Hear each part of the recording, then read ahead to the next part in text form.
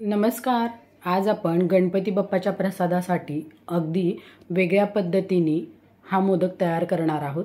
हा मोदक तयार करताना मी गॅसचा बिलकुल वापर केलेला नाही। अगदी घरातील मोजक्या साहित्यापासून सुंदर व सुरेख कळीदार मोदक तयार होतो।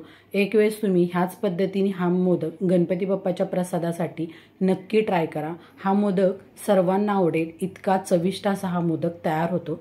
चला तर आता आपण मोदक कसा तयार करायचा ते पाहणार आहोत।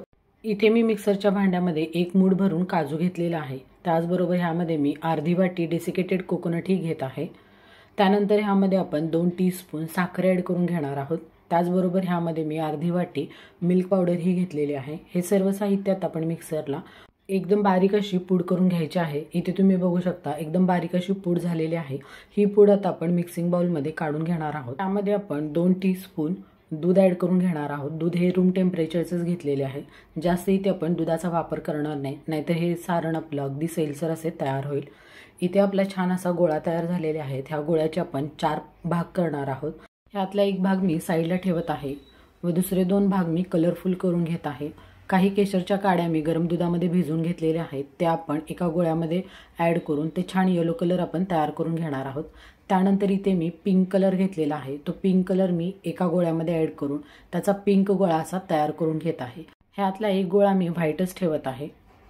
या तिन्ही गोळ्यांचे मी छोटे छोटे बॉल तयार करून घेणार आहेत। सुरुवातीला इथे मी व्हाईट गोळ्याचे 5 बॉल तयार करून घेतलेले आहेत। त्यानंतर पिंक गोळ्याचे, त्यानंतर येलो गोळ्याचेही आपण छान असे बॉल तयार करून घेतलेले आहेत। त्यानंतर आपण जे व्हाईट सारण साईडला ठेवलेले त्याचेही इथे मी 3 बॉल तयार करून घेतलेले आहे। सुरुवातीला पिंक बॉल मी असा राऊंड करून घेत आहे। त्याचबरोबर येलो बॉल ही राऊंड करून घेतलेला आहे। हे बॉल आपण एका बाजूला एक अशा गोळ्यांना चिटकून घेणार आहोत। इथे आपले सर्व बॉल एकमेकांना असे चिटकून झालेले आहेत। इथे मी टोटल 7 बॉल घेतलेले आहेत। हे असे व्हिडिओमध्ये दाखवते त्याचप्रमाणे आपण चिटकून झाल्यानंतर अगदी हलक्या हाताने असे राऊंड करून घ्यायचे आहे। हलक्या हाताने प्रेस ही करून घ्यायचे आहे।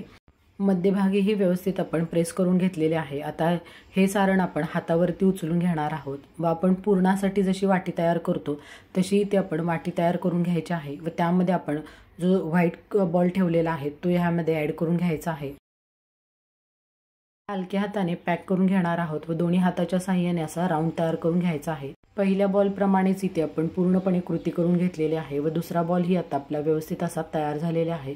हे दोन्ही बॉल आता आपण एक 5 मिनिटासाठी फ्रीजमध्ये ठेवणार आहोत। हे 2 बॉल मी 5 मिनिट फ्रीजमध्ये ठेवून घेतलेले आहे। त्यानंतर टूथपिकने मोदकाचा आकार आपण देऊन घेणार आहोत। ही टूथपिक आपण खोलवर अशी प्रेस करून घेणार आहोत। असे केल्यामुळे छान असा मोदकांचा आकार येतो। इथे तुम्ही बघू शकता टूथपिकमुळे कळीदार असा मोदक आपला दिसत आहे। तुम्ही बघू शकता अगदी सुरेख अशी कळी आलेली आहे। ह्याच पद्धतीने आता आपण दुसरा मोदक ही तयार करून घेणार आहोत।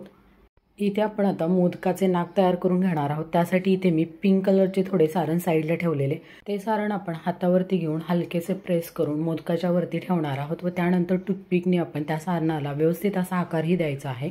गॅसचा वापर न करता अगदी कळीदार असे आपले मोदक तयार झालेले आहेत। एक वेळेस तुम्ही बाप्पाच्या नैवेद्यासाठी हे मोदक नक्की ट्राय करा। तुम्हाला जर माझ्या अशा साध्या सिंपल रेसिपी आवडत असतील तर इंडियन तडका रेसिपी चॅनलला लाईक करा, शेअर करा, सबस्क्राईब करा, बेल आयकॉनवरती क्लिक करा। थँक्यू।